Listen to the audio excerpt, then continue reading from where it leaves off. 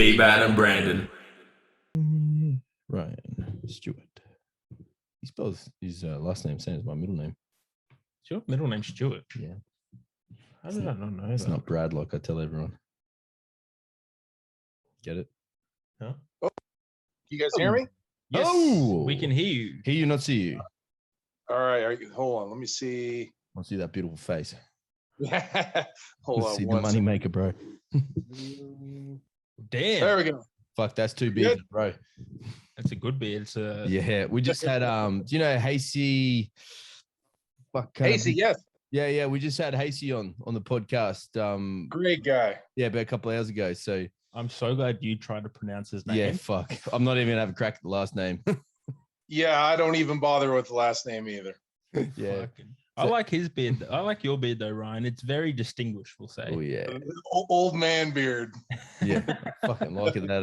Little bit of grey coming through, a little salt and pepper. That's it. That's That's all. I started going gray on my beard when I was 24 years old. It's been a long time coming. Oh, Fucking glorious. and how old are you now, man?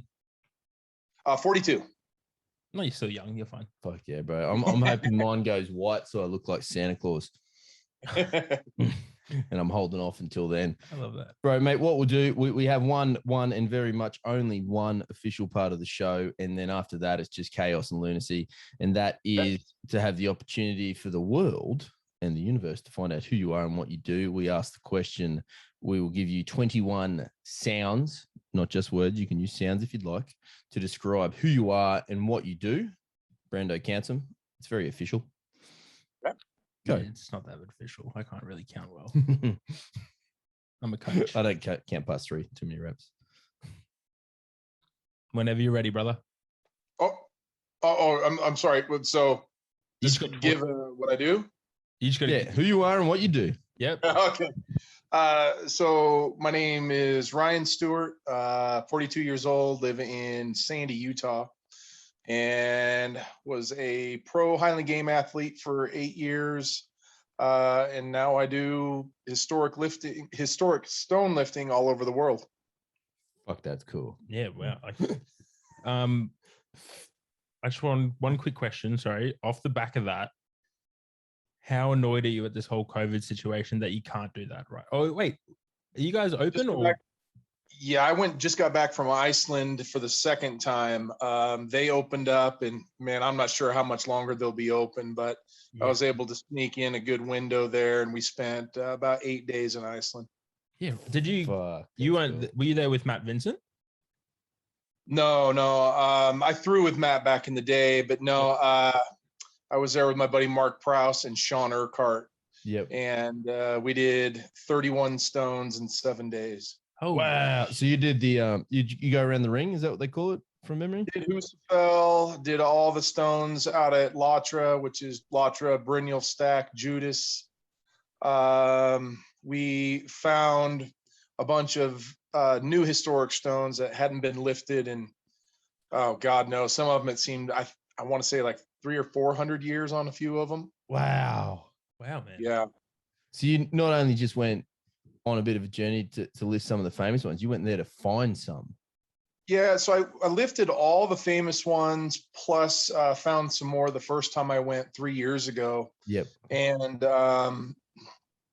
doing essentially the big 9 minus Dritvik. We didn't make it out to Dritvik. It was just kind of out of the way. I had a choice to make of either go to Dritvik and lift the stones or go out to Latra in the West Fjords. And it's really a no-brainer. Anybody who picks Dritvik over the West Fjords is crazy.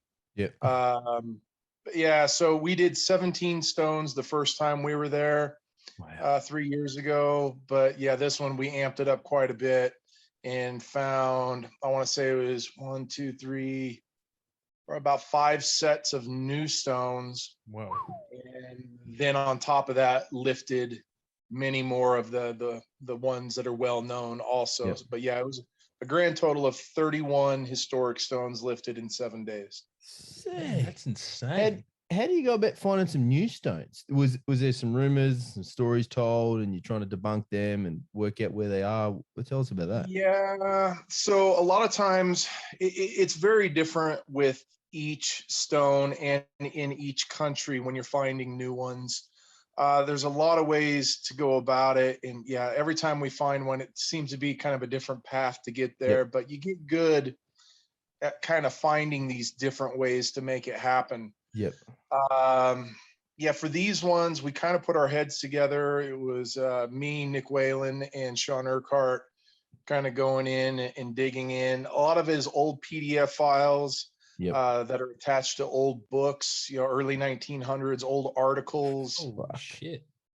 Yeah, so it's extremely hard in Iceland because the translating everything is madness. The language is so brutal. Yep.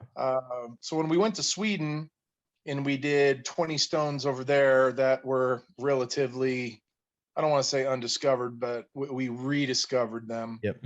And when we went and did that, it was much easier because the Swedish language is a much easier language. Yep. Yep. Yeah, the more brutal the language, the harder it is to kind of dig up these stones. Man, when did that, it's such an uncommon thing, and I think even though we're all in the strength world, it's still quite uncommonly heard about these stones. What got you into now from going from, as you said before, like a Highland Games athlete to now just finding and rediscovering these stones? Well, it was kind of being a Highland Game athlete and being that the Scottish culture, there's a lot of stone lifting in the Scottish culture. And when I was over in Scotland in 2015, I stopped by and lifted the Inver Stone and I lifted the Denny Stones. Oh, cool. And that pretty much gave me the bug. Yet now I'm at 62 historic stones worldwide, all completely different stones, all 62. Wow. That's insane. That's cool. Do you have a most memorable one, or one that felt, was what, like the greatest accomplishment, like stone you've lifted as far? My favorite stone that I've lifted is actually Legstein, there in Iceland, where you take the 485-pound stone and you walk around the farmer's grave. Oh, that one is definitely my favorite. Cool. Just a lot of factors played into that one being my favorite. It's just such a unique stone and such a beautiful location. But as far as my it's hard to say as far as the one I feel was my biggest accomplishment. I really don't even know how to answer it because each one kind of has its own unique story. Yeah. I know we were just chatting to Hasey before, and we are talking about the Husafell Stone. We were talking about, we want to get over there one day, and I feel like we're gonna have to do a fucking year of training just to be able to pick something up. But he's like, "Well, this is the one you have to lift." Like, okay, we'll do that one. We're gonna start with the Hope one. It's not a hard one. Yeah, bloody hell. Yeah, Husafell's extremely hard, and it's not so much the lifting of the stone. Getting Husafell up, I don't feel is extremely difficult if you're a fairly strong person. Yep. It's the time under tension. I mean, you're looking at, I'm a very slow walker. Yep. In life in general and with stones. And so it takes me right around 45 seconds to a minute to get around. I know there's some faster walkers that are able to get around that thing in like 30 seconds. And I wish I was that guy, but really training the time under tension is a big part of getting that damn thing around that pin. Yeah, because that's 180 kilos thereabouts. 409 in pounds is all I know. 185. 185 kilos. Yeah. Damn. So walking that thing, man, those arms must be fucking burning. Shoulders, back, a whole lot. Yeah, it's like you're doing a static hold on a row. And just holding it for 45 seconds. And that's probably the hardest part is your upper back and lats are just cooked. Yeah. Man, that's insane. And you did 31 in 7 or 8 days. Yeah. And the first time I went to Iceland, we did Husafell first. Yep. And I trained real hard for it, did a lot of walks and did okay. Made it all the way around, but it took a couple attempts. This time around, it was one of, I think it was like 25, stone number 25. And I walked it way better than I did the first time. Like, it made no sense at all. But I think just having so much time over the last 3 years to really develop as a stone lifter really made all the difference.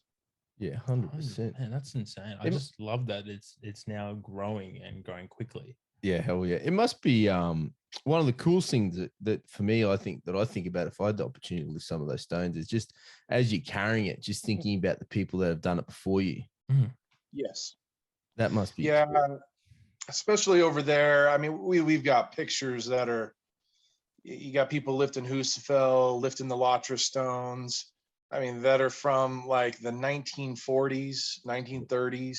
Yep. And yeah, it's pretty incredible the amount of people that have, especially have lifted Husafell. There's some of the strongest people who have ever walked this earth that have grabbed that stone. And yeah, it's a good feeling. It gives you goosebumps every time. Yep. Yeah, and you get to sort of, you get to share in that experience that they've had, and be a part of history with that rock. 100%, because not everyone on this planet will have the strength to do it, but will ever get the chance to. Like you are like being part of a history, which is insane. Yeah. Like that, I've never thought of it like that, to be honest. That is so cool. It really is one of the most fun part for me, like the Easter egg hunt of finding the new stones and the research and finding the history. For me, that's number one as far as what is the most fun. Lifting the stones is really just the icing on the cake, but it's every stone you walk up to when you're looking at something that hasn't been touched in 300-400 years. I mean, you just have goosebumps from head to toe. That's so cool, man. And when what's your mindset when you're looking at the stone? Are you looking at it and you're starting to think, okay, cool, that's where I'm kind of gripping it. I'm probably guessing it kind of weighs about this much. This is kind of its tipping point. Are you starting to try to debunk it yourself before you even get your hands on it? Yeah, absolutely. That is probably one of the best parts about historic stone lifting or natural stone lifting in general is every stone is completely different. The balance points, the hand holds, it is just, if you do it and do it often enough and you do it over, years, the difference between the stone lifter that I am now versus just 2 or even 3 years ago is really night and day. I mean, I can come up to a stone now and pretty much have it figured out without even touching it. Wow. And it really helps because when you're out there on historic stone tour, you don't want to be taking 3, 4, 5 different attempts at this stone that weighs 400 pounds. It just wears your ass out, and then you're done for the rest of the trip. So you got to get good at hitting it in one attempt. Yep. Yeah. Right. And is that like, obviously I've got no experience in lifting stones. I could barely say I have experience in lifting heavy things anyway, but there is a technique to it. If I'm not mistaken, like, is there a certain technique that is kind of a standard, or it's just based on what the stone, how it's shaped? Just based on how the stone is shaped. Every stone with a different shape, there are different techniques that really you have to lock into. And that's another thing. You just get good at finding and seeing that. And there's probably 4 or 5 different techniques we use just depending on the shape of the stone. And how do you train for a stone lift? Like, I think that's the most common question I get after these podcasts is, a lot of people say they do train for it, but what does that training look like? So for me, it's kind of evolved for me over the last 5 years. I've gone through spurts of just trying to use gym training, and that's really not the way to go. And that was early on when I started. Then you dive into really getting your hands on natural stones more often. And I've even gone as far as only stone lifting for periods of time. And that works really well too for a short period of time. But one thing you'll notice is if you're not deadlifting and not squatting heavy, the ceiling kind of starts dropping. So your ability to lift bigger and bigger stones will start to kind of drop. So you have to find a happy medium of the gym lifts and the stone lifts. And, it takes me about 6 months to get ready for a massive stone tour.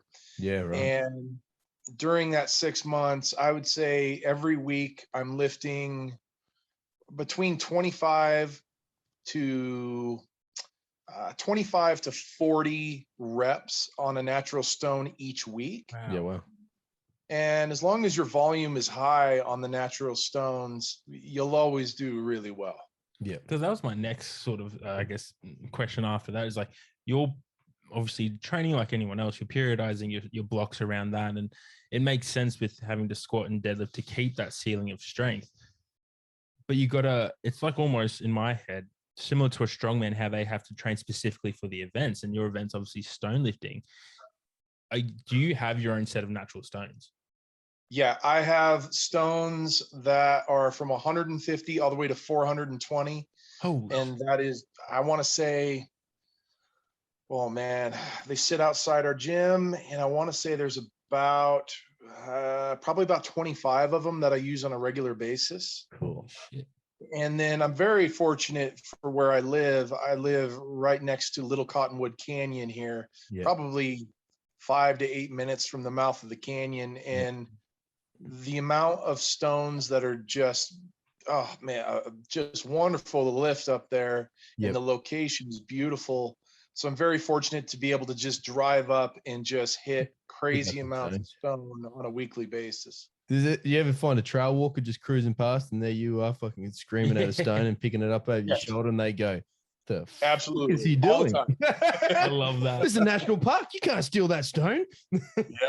Yeah. You need to start like a TikTok account or a Snapchat or whatever the young kids are doing these days, just for their TikToks. reactions.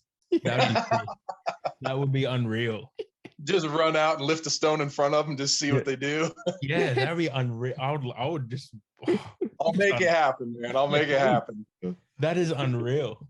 I love that. Wait, what's you like you said, you enjoy the hunt, the Easter egg hunt to find the new stones.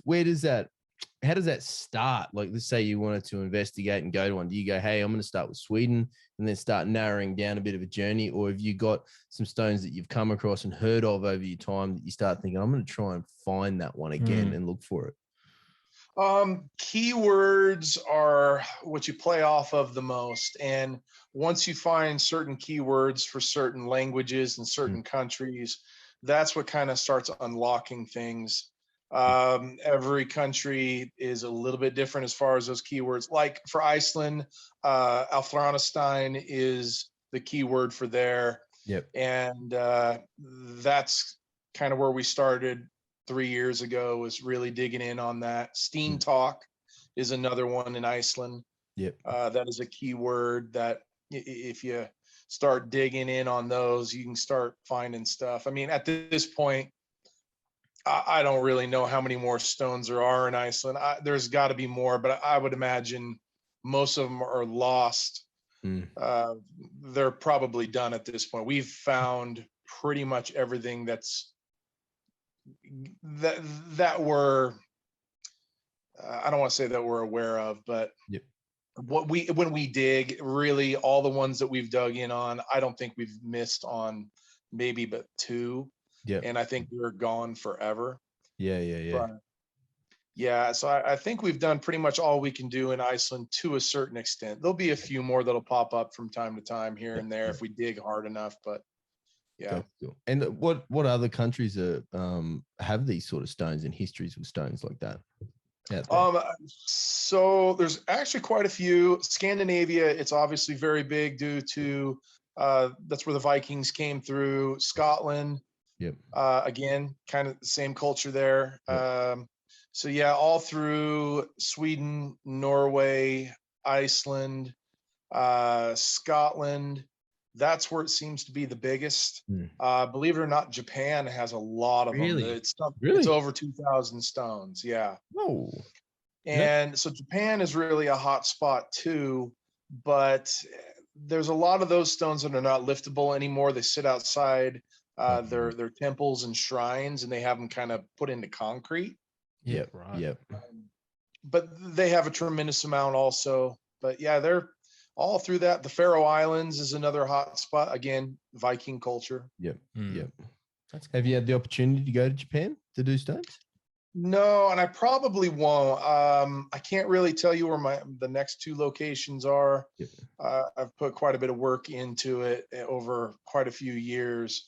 And hopefully within the next 9 months to a year, I'll be able to kind of nail those two down. Yep. But yeah, I'll probably not make it over to Japan. There's too many other stones and countries that are kind of a bigger priority. Yeah. 100%. And how far back? What would be the oldest stone you think you've lifted? Would be? We've debated on that, and the Fianna Stone in Scotland tends to be the oldest. I've talked to James Graham about that. Yep. And that's kind of our theory is it's got to be the Fianna over there. As far as Sweden, most of the stones that you find are from the early 1700s. Yep. Late 1600s, a little bit in there. Iceland, we're not completely sure on a lot of them, but they tend to be about 400 or 500 years old. Holy shit. Yeah. So as far as the absolute oldest as of now, I believe Fianna Stone is probably the oldest, but we're not completely sure on that. The literature is a little gray. Yeah, man, that's like, honestly, before this podcast, I just thought a lot of the stones was just you go pick them up and lift them, but like there is so much back end work that goes in, especially when you're searching for the new ones, man. And to be at the forefront of that and discovering that, it's got to be awesome for you. It is. And as much as I love all the known stones, it really is the unknown, and the ones that you dig and find. Those are the ones for me that it's all about that at this point. I would much rather spend my thousands of hours researching new locations, new stones, and find the history on it than anything at this point. And that's so that's cool. That's what I was going to ask you, is like, how far into the history, like, do you get the story behind the stone and what was the significance of that stone and its time within the culture that's happening at the moment? You do. Some more than others. Yep. Some stones you can find a tremendous amount of history on. Some stones you can't. A lot of times with like the Icelandic stones, being that they were farming stones to test farmer strength, and fishermen to test their strength, and it just kind of is left at that, so they don't get too crazy. Whereas Sweden, I mean, they had stones that you had to lift in order to get married, to prove you're a man to get married. Oh, really? Ones outside of churches where the groomsmen would go out and lift it and basically prove their manhood. And it was almost like throwing the bouquet nowadays to see. Really? Yeah. I love that, because that was going to be my next question. Because I know in Iceland, Hasey was saying, the bigger the stone you lift, the more you got paid, or the better job you got on the fishing boat. But what are the other things that the stones were used for? Fuck, to get married. I mean, you couldn't even get a girlfriend unless you could lift certain stones. Damn. So we need to reinstate this nowadays. Yeah, I was just about to say, can you imagine the look you'd get from the father-in-law though if you couldn't pick up the stone at the church? Like you are a peasant. You are not good enough. Yeah. Nope, not good enough. Look, the Kungslana stone outside of Kungslana Church in Sweden. Yeah. Supposedly, if you could lift a stone 4 times, you actually had priority or dibs on the farmer's daughter. Wow. And so I've lifted it 4 times. Yeah. So when my son's of age, I'll call in the favor. Yeah. I love that. Damn, how much that one weigh? It was 363 pounds, if I remember, 63 or 67. Wow. Yeah, somewhere around there. Yeah, shit. Damn. And then with these stones, different stones require you to do different things with them. Am I right? Some are walking, some are just picking them up because they weigh so goddamn much. What are the kind of the options that are out there that are required as a part of the story with the stone? So most of them are to chest height. If you can shoulder them, great. Yeah. But very, very few times do you find any literature where you actually have to shoulder it. Yep. Walking stones, there are not a lot of them. Yep. Maybe 4 at this point, maybe 5 at this point that we know that you have to walk. Yep. There's just not a lot of that. Like Brynjolf stack, where you bear hug it and just crack it from the ground. Yep. Yeah, there's that one also. So that's kind of the 3 lifts at this point. Yep. You know, chest them if is ideal, shoulder them if you can, walk them if that's what's required, and then bear hug and crack it from the ground if it's something that's in that 600-pound range. 600 pounds. Oh, yeah. Brynjolf stack is 617 pounds. And you just bear hug it and get it just to break the ground. That's 280 kilos plus. Damn. That is incredible. What's it like to do that? It is brutal. I mean, it feels like your eyes are going to pop out of your head. And it's a tremendous amount of work on your upper back. Your upper back takes a beating. Yep. That is just mind-blowing. Jesus. And I think, again, I might be wrong on this, but when you do these things, there's no belt, no tacky, no chalk, none of that stuff. It's just pick the thing up, right? So yes and no. I wear a belt. The reason being, there's nobody else paying for my hernia surgeries except for me. That's a good point. So yep, very good. Once somebody not a lot of money in stones. Yeah. Once somebody kicks in some extra funding for my hernia surgeries, then I'll stop wearing a belt. Yeah, good call. But no tacky at all. That is a huge no-no in what we do.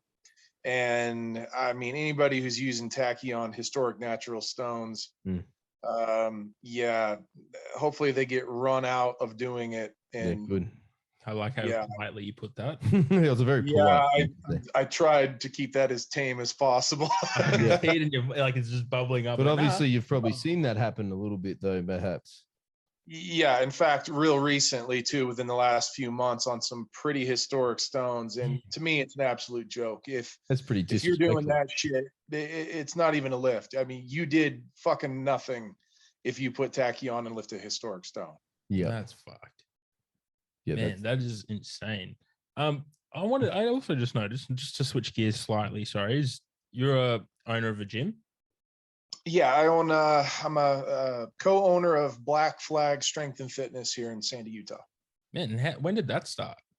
5 years ago. Yeah, opened just over 5 years ago. And does that come from your obviously your background in strength sports and just wanting to share it with other people? Yeah, so I'd been a trainer for a long time and worked at various places, but really no places that I felt were what I was looking for as far as where I wanted to work and the way that I wanted to teach things. So opening Black Flag was definitely a big step in the right direction of where I wanted to go with my business and my training in teaching others. That's fucking cool, man. Because now obviously a big part of that for you as a coach would obviously be what you do and sharing that passion and being able to do things your way. And obviously like Johnny runs his own gym here as well in Queensland. I don't know if you know where Queensland is, but anyways, it's just nice having your own space and be able to do your own thing and share what your passion is. Do you find that a lot of people, once you start doing that, take up and they want to travel and do the stones? Yeah, we have quite a few people at our gym we have some really good stone lifters. Just in our entire state, it's really exploded. And we've got some really good ones. A lot of guys are going to try to go do the Denny's next year. Cool. Talked to a guy yesterday actually who's thinking about hitting Iceland here in a few months, and it's nice to see that these guys are able to really prepare and get ready with everything at our gym that's specific for natural historic stone lifting. And so hopefully we'll be sending some guys out there to really do a good job. That's got to be proud for you, man. Definitely. Is there competitions for just stones? There are a few of them. I ran one, I guess it was about just over 2 years ago, where I did a big natural stone lifting competition at FitCon. Yep. And there's not a lot of them that are just straight stones. Yep. I'll be running a Steenheben competition in October, which is the Bavarian stone lift. Yeah, right. And that'll be a lot of fun also. What's it? Tell us about that comp. I've never heard of that. So it's basically pulling a massive stone that has a ring on it from below your shoelaces. You're standing on these big platforms. Yeah. And it's a big deal over in Bavaria, southern Germany, Austria. Yeah, over there they do it in the beer gardens and stuff. That's cool. Yeah. And it was originally started by a guy named Hans Sterer. And yeah, they still do that traditional Bavarian lift with just a massive granite piece of stone. And just drag Some it. have a handle, some have a ring, but yeah, you're pulling it from it's done by height. That's how they find who wins, who pulls the stone. Also, it's from the ground up. Yeah. You're not pulling it along the ground, it's just straight up. Man, Jesus. that is insane. Most of them are between 509 pounds to about 600, right in there. Jesus. Holy fuck. How do you warm up for that? Did you have like a couple of 200 and 300 pounders at the back to just walk to fucking do a few reps on? Oh, fuck.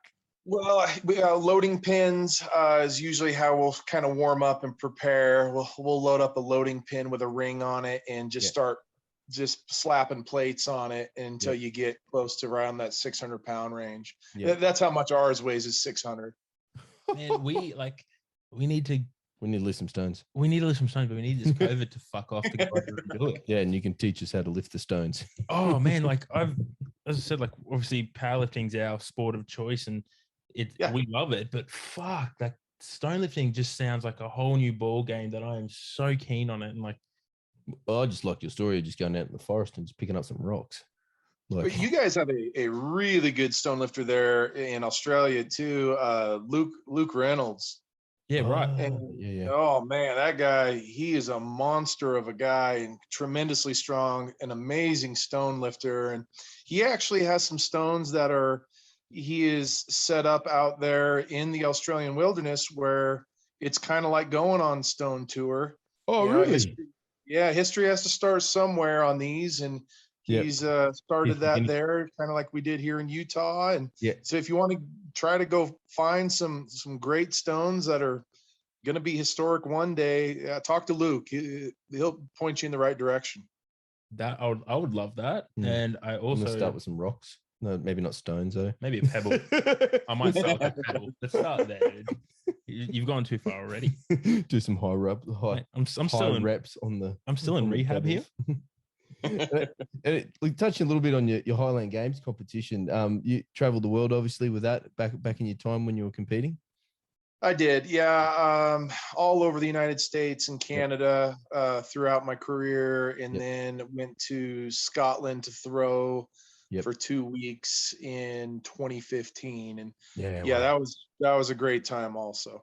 Yeah, we've had a few guys chat about the games over there in Scotland. It sounds like it's incredible fun. Scotland. It is. It's really, really hard, really difficult, really exhausting, but it is the best time of your life. Yeah, and like to be lifting in an event, I don't know how old the Highland Games is, but it's old as fuck. Like, to be lifting in an event like that with some serious history behind it, again, that's another cool aspect of that sport, right? That's what I think is, I know for me, look from the outside, and again, having no experience in it, the strength sport of natural stone lifting and Highland Games, there's so much history to it that it draws people, I think, the crowd to these events, but it's just that other aspect of like powerlifting is great. Like, don't get me wrong, I love powerlifting, but this is just a whole new world where there's so much more for us as a spectator sport. And I think that's why it's gained so much traction, because one, you get to see these big burly men being just, I'm probably in trouble for it, but just being men. But there's just history behind it. Like, and that is and you get to drink a lot of scotch, and that helps also. That was my next point. Is like, we're hearing stories about this scotch that gets to be consumed while doing rocks. I love scotch, and I love Scottish Scotch. I love Scottish Scotch. So I feel like this is the sport for me. Like, it's just fueling my Scotch addiction, but I'm also being healthy. So is it bad? No, scotch is never bad as long as you're lifting or throwing something. You're good. That's where I'm going wrong. I'm just lifting that glass repeatedly. I just need to start lifting some stones. So when you're out on these little world rock tours, do you take a bottle of scotch with you so you can consume it pre rock? Yeah, we had some Glenlivet there in Iceland this time. We got some in the airport. They got some really, really strong beer over there called Viking Sturkers. They're great beer, really good beer over there. And really strong. But yeah, highly recommend lots of beer drinking and scotch drinking as you go on Stone Tour. It's kind of part of the whole deal. Yeah, okay. Yeah. I got another follow-up question off that. What's the best scotch and whiskey you've come across? Oh man, that's really hard. Talisker Storm is a really good bottle of that. Yeah, that's a great scotch. I like that a lot. It's got some peat to it, and I'm not huge on the peat, but for me, anything that's Glenlivet or Glenfiddich, I'm in. Have you heard of Glenmorangie? I can't pronounce it. Yeah, it's super peaty, and so I try to kind of stay away from it. Yeah, right. I'm gonna have to send you a bottle of something I just bought here. It's fucking so good. I'll talk to you on the gram. I know for me, I do love a deadlift. So anyone who comes to me, new client, doesn't matter who they are, they come in, they say, Johnny, I want to get a little stronger, lose a little bit of weight. Doesn't matter what their goal is, or I want to get fucking strong. I go, yeah, cool, we'll do some deadlifts. I come to your client there, I come to your gym there, so I say, I just want to lose a little bit of weight, just want to lose a little bit of this, want to get a little bit stronger. You go, right, we're doing some stones. Is that how it goes, bro? No, yeah, I don't have. We do have them lift stones. But there's only a couple of the absolute crazy fuckers that do it on a regular basis. But because it's tough, it beats you up. Your arms are bloody and scabbed up, and you get weird calluses on your forearms that look like you're discolored, like Michael Jackson, and it makes for some weird marks on your body that people give you some strange looks. Man, that is like, I know it sounds weird, but every time we speak to this about stone lifting, I'm just getting more and more involved, and that did not deter me at all. Like that probably encouraged my desire to lift stones. Yeah. I like the idea of weird marks in my body in strange places. That could go so many places. I have no idea where to take the next segment of this podcast. Mate, what about injuries for yourself, man? Have you come across a few in your time with what you do? No, I've been very, very lucky as far as, especially when I'm on Stone Tour. I have. Yeah, knock on everything. I haven't gotten hurt. I'm okay with it if it happens, as long as it's happening on Stone Tour. I don't want it to happen, but shit happens, and as long as I'm doing what I love when it happens, I'm okay with it. I don't ever feel like it's okay to have it happen in training. I feel like if you get hurt doing something in training, you did something stupid. So I've been very fortunate, very healthy. I've had no major injuries throughout my entire Highland game career or stone lifting career. I really try to stick to all the rules. And I always tell everybody, you break the rules will break you. So I stick to my templates pretty hard. That's a fucking good line there, because I'm like, I honestly was about to ask, like, how the fuck have you managed to stay injury free? And man, it's tough. Are you meticulous with like rehabilitation stuff or mobility stuff? Like, how do you do this? I spend a lot of time when the older I've gotten, the longer my warm-ups tend to be. As far as prehab, rehab, all that stuff, I stay on top of it pretty good. But man, I don't ever veer off from my templates and my training, and just, you got to listen to your body. Your body tells you a lot, and if you ignore it, I mean, it's going to put you on your ass. So just stick to the rule. I mean, everybody's got principles as far as what they will and won't do when they're lifting, and as long as you stick to your principles, those are always the best way. Nobody knows your body like you know your body. That's a really good message, not just to stone lifters, but anyone competing in strength sports or any sport. It's like, stick to your principles, stick to your standards, and you can never go wrong. Correct. Fuck, I love that. Potentially be open to adapting them over the time too. I imagine 100%. your training itself has probably changed over the years as well. 100%. Yeah, my training's changed dramatically, especially with the stone lifting stuff. You find what works, you find what gym exercises work. Good mornings are great for stone lifting. Wide stance, box squats, they do a really good job for stone lifting. Yeah. And obviously the bigger deadlifter you are, there is never a downside there ever. Yeah, because you got to get this, it's got to come off the ground. Yep. That's exactly right.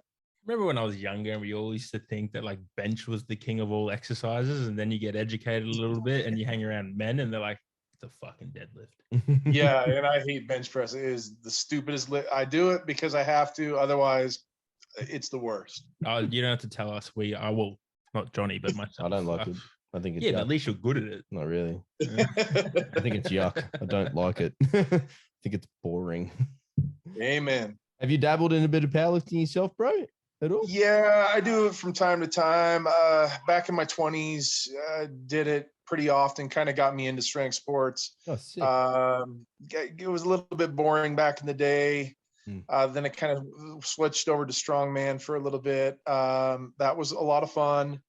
Then obviously Highland Games, that's where I really took off and enjoyed the most, and what was a better Highland gamer than powerlifter and strongman for sure. So as always, the follow-up question, what were your biggest lifts? Biggest deadlift is 725 pounds. Jesus. Biggest bench press raw, 415. 190. And biggest squat raw, 555, I believe. And all 100% lifetime drug free. Fuck.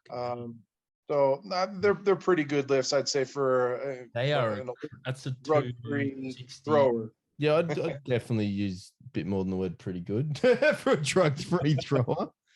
What's your body weight? Right now I'm 255. During my Highland game career, got up to 297, so almost 300 pounds when I was a thrower. And that's about one over the 140 class. Yeah, heavy boy. That is ready to throw some weights. Man, I need to get heavier. The Highland Games, just out of curiosity, that's a tested sport or non-tested sport? Well, it's supposed to be tested at the highest level. Most of the championships are completely tested. Yep, great. But there will always be some guys that'll slip through the cracks. So yep. We use the broad term tested in powerlifting, so I feel like that applies over there, and each to their own. I'm neither, as you know, do what you want to your body, but if you're going to compete in a tested comp, just don't you shouldn't be fucking doing Jesus anything. Go play. That's just it. If your sport allows it, great. Yeah, but if it's a tested sport and you want to use drugs, be a dick. Get the fuck out. Yeah, don't be a dick. That I'm sure you've probably come across that a bit in your time. That'd be a frustrating fucking experience. Yeah, it is no fun at all. I mean, I'm not. Obviously, I'm personally, and what would I class it as? If I'm I take gear. Yes, that's what I'm trying to. That's what you class it as. Yeah, but like, what's the thing? But anyways, gear. If I ever. You're not about to go jump in the natty fucking exactly what I mean. Though. Like if I ever was to do that, fucking I am opening myself up to be roasting. I get triggered by this because I know you hear so many stories and you know people who fucking take drugs and then go compete in the tested hashtag natty class, and you're like, what the fuck are you doing? Like, just it comes down to just don't be a dick. Yeah, that's it. That's really the gist of it all. And respect. Respect the competition, respect the fact that the people who are going in that competition have worked their fucking ass off. Exactly. Don't be a fuckwit and come in. Oh, triggered. That's a rant. That's a rant we're going to put up as advertising for this episode. Poor Brando Boy, Ryan here will fire up on that, but no, that's pretty cool. Ryan seems too like he's just like nothing gets him fired up. Yeah, bro. Look at him. He's got wisdom and age on his side. Picked up age, definitely age. Do you get, mate, for the lift, mate? Where's your mindset at? Are you getting fired up and psyched up with loud, angry music? Are you cool, calm, and collected? You know, what are we doing? There's no cool, calm, and collected in my world, it seems like. I fucking love that. Yeah, I guess I'm a fairly intense person. Big heavy metal fan, and Good. yeah, especially when it comes to the stone lifting. I guess my ability to really kind of turn it off and on, just real quick, real easy. So you can go from completely relaxed sitting there at a stone to to just absolutely out of your mind in 2 seconds. I love that. We're very big fans of that. Now, just to give us an idea, are we doing like a back slap, a face slap, or a headbutt or anything? Or no, granted, I'm not against it, but definitely a lot of smelling salts and good. We like to thrive on that. Well, I know for us personally, and again, each their own, but face slaps are not off the cards. We do. I do. You love a face slap, actually. I enjoy self-inflicting the face slap upon myself. It works quite well. I'm definitely much more of a headbutt the bar type of person, and until my doctor said stop doing that. So boring. There is nothing wrong with any of that. Exactly right. Actually, just so you're aware of the level that Johnny goes to, he's actually perforated an eardrum face slapping himself. Oh man. Yeah, bro. Mate, what I can tell you, when face slapping, make sure you don't hit the ear. Yeah. But what I can tell you is I did do it and I still pulled the fucking deadlift. And as I'm pulling, I think it was around 260 from memory thereabouts. No, it was 280. 280. 280. It was a good one. It was up around like last training week kind of stuff. And I've got it off the ground and all I can hear in my ears. And then I knew I was lifting the weight, but at the same time I could feel the kind of the world spinning and just like being a bit upside down and a bit strange. And I was like, well, I'll just keep going and then we'll deal with this problem later. And then I put it down and then I couldn't hear anything anymore out of that ear. My favorite, the best part about that story, is you going to the doctors and trying to explain to a doctor like, oh no, I did this myself by like face slapping. I like diving and I wanted to go diving, but I knew I couldn't do it with a perforated eardrum, so I had to go to the doctor to get it checked out. But you've got to sit down. The doctor goes, well, nice to see you, Mr. Nelson. What are you doing here today? So, well, I've done a little something in my ear. Just need you to have a look. Oh, excellent. And tell me how you did that. It's like, well, I was lifting some weights, get a little excited, and I hit myself in the head, and you see them looking at you, giving two faces like, this dude's a fucking lunatic, or he's actually lying. I wish he would tell me the real story. Well, one thing you realize real quick as a strength athlete is doctors really don't know shit. And unless they were ever a strength athlete, that's the only time they ever actually know what they're talking about. Fucking oath. And the day I meet a doctor who was like a powerlifter or something, I don't think I'll ever find another doctor. I was like, this guy gets it. Yeah, that would be lovely. That's why I only like therapists. I'm trying to get You're right. Power source here. One second. Powered up, brother. Yeah, there we go. We're good. Yeah, we need a powerlifting doctor. I couldn't agree more. 100%. Someone, when you go in there and you tell them your fucking knees a bit sore from squatting, they go, oh, what's a squat? You've been doing that. Oh, yep. my still had a client, I won't share his name, but went to a physio and they're like, oh, you need to stop lifting. And I'm like, that's his fucking sport, you dumbass. Like, go tell fucking LeBron James to stop playing basketball. Yeah, no, like you have fucking. Oh man, I feel like this podcast. I'm sorry, Ryan. I'm not usually this triggered. No, this is great. I must be doing something right. We're getting plenty out. We're getting fired up, bro. Not you, me. It's just me. So on the cards for you coming up, like I know you don't want to share where, but you're gearing up for a bit of a quest. 9 months. It's going to be quite the journey. If it completely happens. We'll see. Yep. As of right now, it looks like it's all go. It'll probably happen in November. Awesome. But one thing I can say is it is a stone that basically predates Christopher Columbus. Oh, wow. Yeah, it's extremely old. It will be probably one of the oldest I've ever lifted. Fuck yeah. And it's an extremely hard challenge too. The stone is about 330 pounds. Yep. And yeah, it's going to be a pretty difficult challenge, pretty difficult lift. I've lifted much heavier stones, but not in the fashion that this thing is going to have to be lifted. So it's going to be hard, but it'll be great. It'll be worth it. And then Is there a way we can follow this journey, or like Instagram, or you're on YouTube or anything like that? Yeah, Instagram for sure. I post, I kind of keep it as a training log and stuff too. So all my stuff is on there. It's under Stu Squatch on Instagram.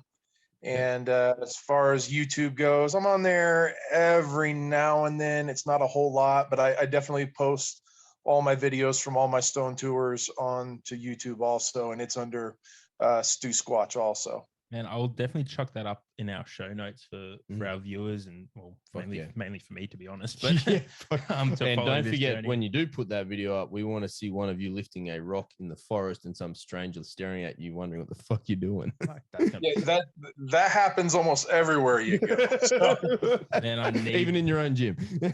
Yes. Fuck, bro, that's gonna be sick. But we'll definitely throw it up to follow this journey. And well, look, honestly, when you are allowed to talk about this next journey, we'll get you on then, bro. We'll get you on, and it can be a platform exclusive for us. And, yeah. You know, we'll yeah. Fuck yeah. Bro, mate, what we like to... there's they did a documentary on the Utah Stones of Strength, which I set up, I guess it's been almost 4 years ago now. And so it's essentially giving the opportunity for people who live here locally to do what we do with these big historic stone tours worldwide. And Cameron Mayer came in. He's a big rock climbing documentary guy, and he came in from Colorado and did a tremendous job doing a full documentary on not only the historic stone lifts that I've done worldwide, but also the Utah Stones of Strength. Cool. And that should be coming out here probably within the next few months. I think we're probably within about a month or 2 months away from that. So there'll be a good historic stone lifting documentary coming out real soon. That'll be cool, man. Tell a bit more story of what's going on out there in the world of stones, bro. That's sick. Mate, what we like to do here at the end, this has got absolutely nothing to do with stones and everything to do with what's going on in between those ears of your head there. It is 10 random questions, a little bit of insight. They're super fast, super random and strange. I love the anxiety you just felt then. That was great. Yeah, the shoulders raised. We're a little stressed already. It's good. Are you ready for question number 1? Ready. What fear would you like to overcome? Oh, fear. Man, I guess recently a fear of heights. I didn't have it as a kid, but all of a sudden kind of have a fear of heights now as an adult. I'm not real sure why, but I'd like to overcome that. Heights are scary, bro. Yeah, I was gonna say that's fine. Yeah, I'm comfortable with being not liking heights. This 2-part question. Part number 1. I love this question. Who is your best friend? I'd say Mark Prowse. Mark Prowse? Yeah. Okay, Mark Prowse has unfortunately just been kidnapped. Okay. Now, they've rung you. Now, he's okay and he's safe. I just need to let you know Mark is safe for now. That they have rung you and been in contact, and they have asked you for a ransom, a sum of money, which you have, and it's no problem to provide to them. They have tasked you to be the person to deliver this ransom money. You only have 1 hour to get there. The drive is 55 minutes. So you got plenty of time to get there. Okay. Now, the big question is, what music are you going to listen to on this drive to deliver this money to save your mate, Mark? Slayer. Fuck easy. Yeah, easy. I love the quickness. That's the quickest response I've ever had. We've ever had. Right? And like greatest metal band of all time. Man, if you don't like Slayer, you don't like real music. So fucking love that, bro. Mate, what do you think you'd be when you left school? What I think I would be? I actually thought I'd end up being a PT, physical therapist. I guess technically kind of am a little bit, but yeah, that's what I thought I'd end up being as a PT. Yes, sick. What would be the next skill you would like to learn? So actually, I'm about ready to start doing this, and I don't know how serious this will get. It'll probably not get serious at all because I'm going to be the worst rock climber of all time. Nice. Being big scared of heights. does not go well with rock climbing. And these guys that, like I said, the rock climbing documentary guy, yeah, he's going to come out and he's going to film me doing rock climbing, and it's going to be terrible. But I'm going to give it a shot. You know, like they do my sport, they lift my stones. Yeah. I figure I owe it to them to at least climb some rocks and look like a complete jackass. Mate, what makes you grumpy? Oh, people.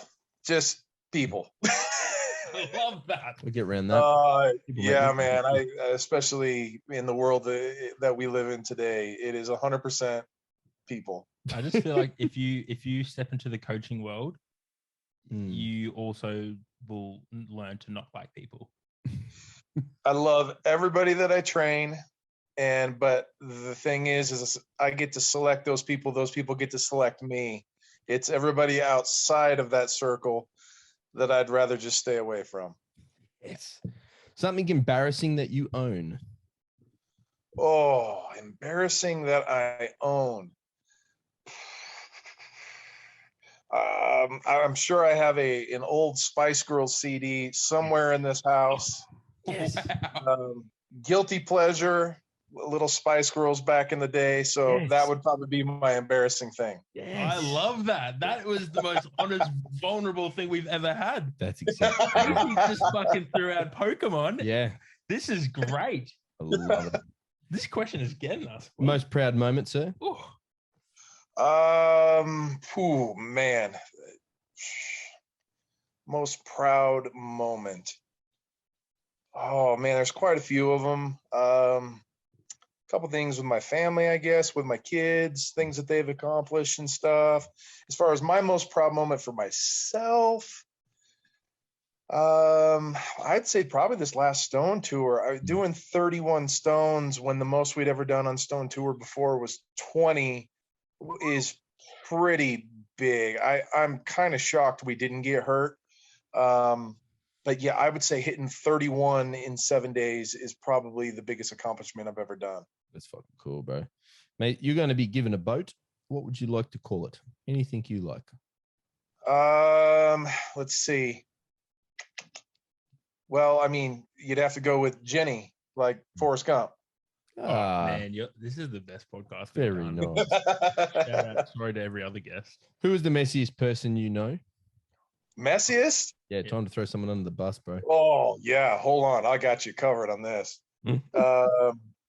There's a guy who trains at our gym. His name is Taylor. He's the messiest human being I've ever seen. All the shit in his gym bag is spread out over 20 square feet every day. So he's definitely the messiest person I've ever seen.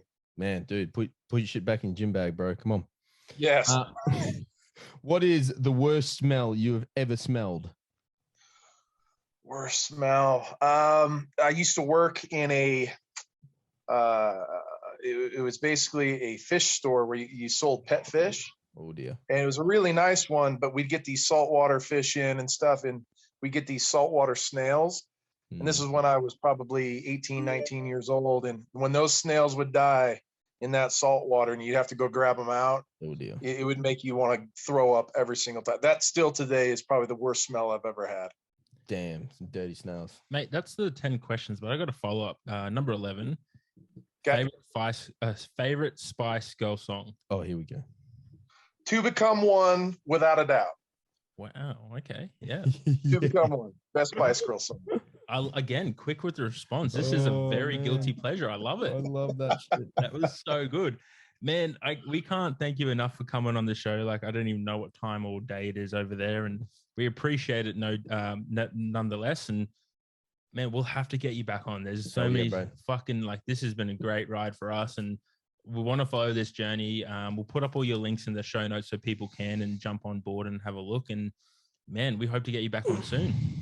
Yeah, absolutely. A lot of fun. Great talking with you guys. And man, I can talk historic natural stones all day long and training all day long. I love it. So yeah, anytime you want me on, I'm here, man. Brother, awesome. As soon as these fucking countries open and our borders open, we are coming over and we're going to listen to Stones. And Yes, that's what I want to hear. Fucking oath. And like, well, that way also it's a business write-off. We'll just podcast again. So Podcast. Yes. yeah, done. Yeah. Legend, brother. Mate, you have a great day. We'll chat soon. Thanks, bro. Thank you guys. Appreciate it. Talk to you soon. See you, man. Bye. Bye.